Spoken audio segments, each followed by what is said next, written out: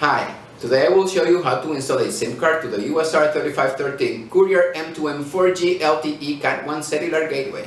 To do this, we will need the SIM card, the cellular gateway, and a Phillips screwdriver. Let's get started!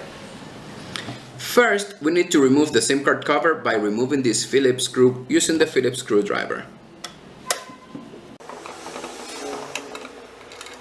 Once we've removed the cover, we need to insert the SIM card in the same position as shown in this picture.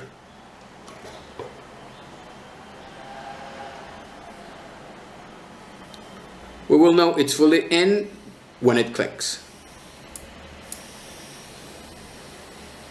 Once we've inserted the SIM card, we will reposition the SIM card cover using the Phillips screwdriver.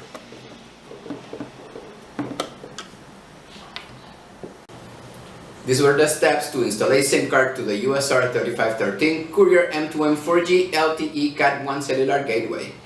Thank you very much for watching, and thank you for choosing US Robotics.